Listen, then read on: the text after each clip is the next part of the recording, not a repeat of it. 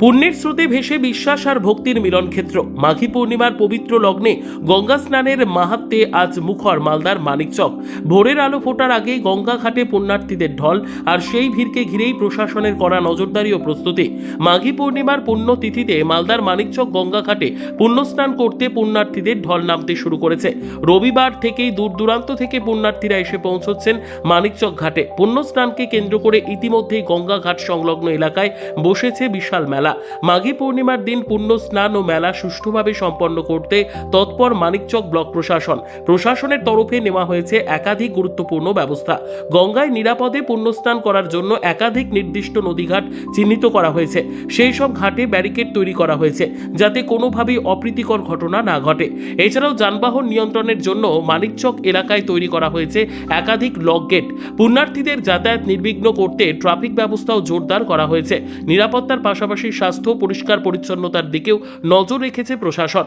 অন্যদিকে গঙ্গা দূষণ রুখতে মানিকচক ঘাট জুড়ে চলছে সচেতনতামূলক প্রচার। প্লাস্টিক ব্যবহার না করা, গঙ্গায় আবর্জনা না ফেলার বার্তা দেওয়া হচ্ছে মাইকিং ও প্রচার পত্রের মাধ্যমে।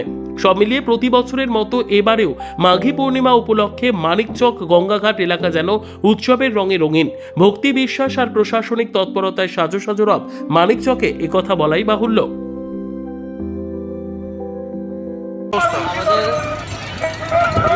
আমাদের বিপর্যয় মোকাবেলা এবং সিভিল ডিফেন্সের তরফ থেকে আমাদের স্পিড বোট আছে এবং আমাদের কিউআরটি বাহিনী আছি।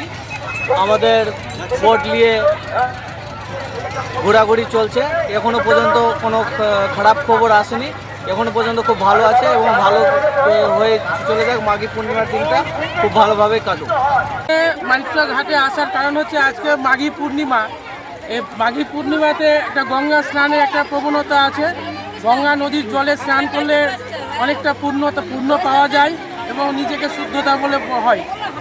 আজকে কোথায় কোথায় লোক এসছে এখানটায়? আজকে মালদা জেলার বিভিন্ন ব্লক থেকে যত সব পুণ্যার্থী আছে, হিন্দু সনাতনী যারা আছে তারা সবাই এসেছেন। পাশাপাশি পার্শ্ববর্তী জেলা থেকেও এসেছে।